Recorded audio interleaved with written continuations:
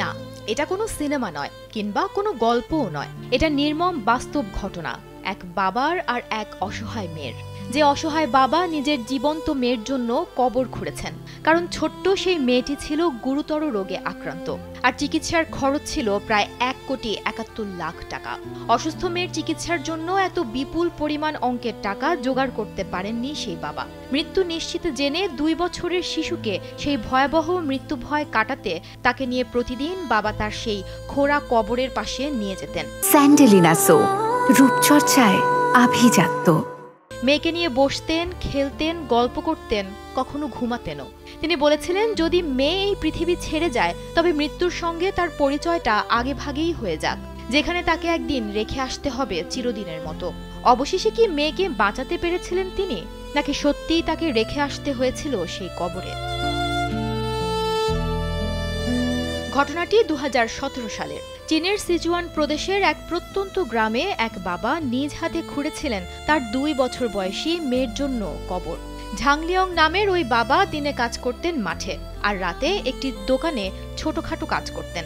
শুধুমাত্র মেয়ের চিকিৎসার খরচ জোগাতেই রাত দিন এক করে কাজ করতেন তিনি। শিশুটির মা অসুস্থতার কারণে কোনো কাজ করতে পারতেন না, ফলে পরিবারের আয়ের একমাত্র ভরসা ছিল সেই বাবা। কিন্তু অত্যন্ত ব্যয়বহুল চিকিৎসার কারণে একসময় সব পথ বন্ধ হয়ে যায়। শিশুটির বাবা বুঝতে পারেন মেয়ের মৃত্যু সন্নিকটে। মেয়ের সঙ্গে মৃত্যুর পরিচয়টা আগেভাগে হয়ে গেলে তার কষ্ট কিছুটা হলেও কম হবে, এই মনে করে মেয়ের জন্য কবর খোঁড়েন তিনি। এরপর নিয়মিত এর ভেতরেই খেলা করতেন তারা। মেয়েকে নিয়ে সেখানেই ঘুমিয়ে পড়তেন প্রতিদিন। দ্য এশিয়ান প্যারেন্টের প্রতিবেদন অনুযায়ী স্থানীয় এক সাংবাদিক ঘটনাটি জানতে পেরে কবরে শুয়ে থাকা বাবা ও মেয়ের ছবিসহ গল্পটি প্রকাশ করেন।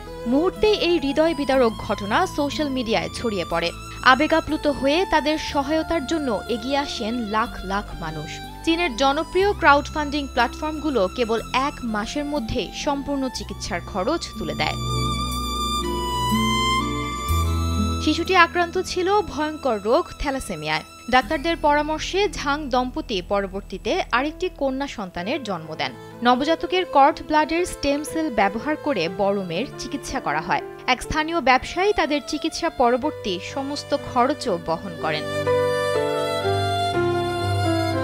সেই মেয়ে আজ সুস্থ, হাসপাতাল থেকে বাড়ি ফিরেছে। আর ঝাংলিয়ং, তিনি মেয়ের জন্য খোঁড়া সেই কবরটিতে মাটি ভরাট করে সূর্যমুখীর বীজ ছিটিয়ে দিয়েছেন।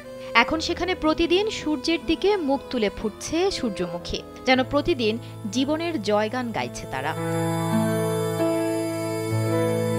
সুমনা মুস্তফা, কালবেলা।